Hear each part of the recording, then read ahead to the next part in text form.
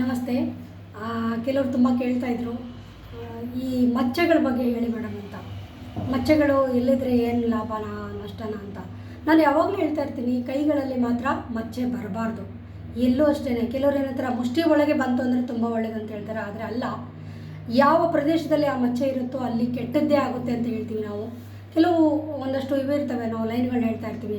ಆಯುಷ್ಯ ಇರ್ಬೋದು, ಆರೋಗ್ಯ ಇರ್ಬೋದು, ನಮ್ಮ ತಂದೆ ತಾಯಿಯ ಆರೋಗ್ಯ ಇರ್ಬೋದು, ಅಥವಾ ನಮ್ಮ ಆರೋಗ್ಯ ಇರ್ಬೋದು, ಅದು ಕೂಡ ಹಾಳಾಗುತ್ತೆ ಅಂತ ಹೇಳ್ತೀವಿ. ಹಾಗಾಗಿ ಕೈಯಲ್ಲಿ ಮಚ್ಚೆ ಇರೋದು ಅಷ್ಟು ಒಳ್ಳೆಯದಲ್ಲ ಅಂತ ನನ್ನ ಪ್ರಕಾರ ಅಭಿಪ್ರಾಯ.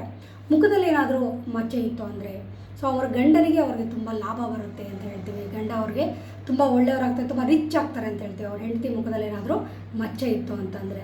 ಹಾಗೆಯೇ ಬೆನ್ನ ಮೇಲೆ ಇರುತ್ತೆ ಕೆಲವರಿಗೆ. ಬೆನ್ನ ಮೇಲೆ ಮಚ್ಚೆ ಬಂತು ಅಂದರೆ ಅವರು ಪೂರ್ವ ಜನ್ಮದಲ್ಲಿ ಕರ್ಮಫಲಗಳನ್ನು ಎಲ್ಲ ಒಟ್ಟಿಗೆ ಹೊತ್ಕೊಂಡ್ಬಂದಿರ್ತಾರೆ ಅಂತ ಹೇಳ್ತಾರೆ, ಮೂಟೆಗಟ್ಟಲೆ. ಅದು ಒಳ್ಳೆಯದೋ ಕೆಟ್ಟದೋ ಅದು ಎರಡೂ ಇರುತ್ತೆ. ಅವ್ರ ಜಾತಕದಲ್ಲಿ ಕೂಡ ನೋಡ್ಬೋದು ನಾವು. ಆ ಥರದ್ದು ಅವರು ಮಚ್ಚೆ ಇತ್ತು ಅಂದರೆ ಬಹಳಷ್ಟು ಕಷ್ಟ ಅನುಭವಿಸ್ತಾರೆ. ಹಾಗೆಯೇ ಅವ್ರು ಏನಾದರೂ ಒಳ್ಳೇದು ಮಾಡಿತ್ತು ಅಂದರೆ ಭಾಳಷ್ಟು ಸುಖ ಅನುಭವಿಸ್ತಾರೆ, ಭಾಳಷ್ಟು ರಿಚ್ ಆಗ್ತಾರೆ, ಕೊಟ್ಟೇದೇಶ್ವರಲ್ಲಿ ಒಬ್ಬರು ಆಗ್ತಾರೆ ಅಂತ ಹೇಳ್ತೀವಿ.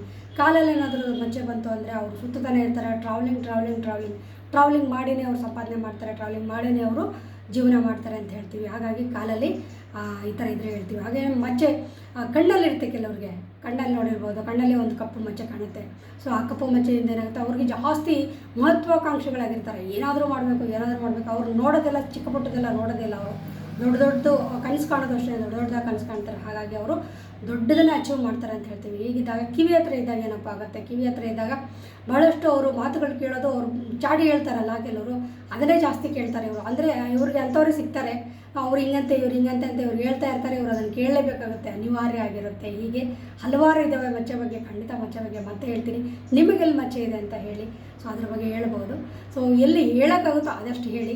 ಹೊಟ್ಟೆ ಮೇಲಿದ್ರೆ ಜಾಸ್ತಿ ಊಟ ಮಾಡ್ತಾರೆ ಅಂತ ಹೇಳ್ತೀವಿ. ಎದೆ ಮೇಲಿತ್ತು ಅಂದರೆ ಹಾರ್ಟ್ಲಿ ಒಳ್ಳೆಯವರು ಅಂತ ಹೇಳ್ತೀವಿ. ಕೈಯಲ್ಲಿತ್ತು ಅಂದರೆ ಕೈಗೊಡೆ ಅವ್ರದ್ದು ಒಳ್ಳೆಯದು ಅಂತ ಹೇಳ್ತೀವಿ. ಆದರೆ ಅಂಗೈಯಲ್ಲೆಲ್ಲ, ಕೈಯಲ್ಲಿದ್ದರೆ ಎಲ್ಲಾದರೂ ಸರಿ. ಈ ರೀತಿ ನಿಮಗೆಲ್ಲಿ ಮಚ್ಚೆ ಇದೆ ಅಂತ ಕಮೆಂಟ್ ಮಾಡಿ.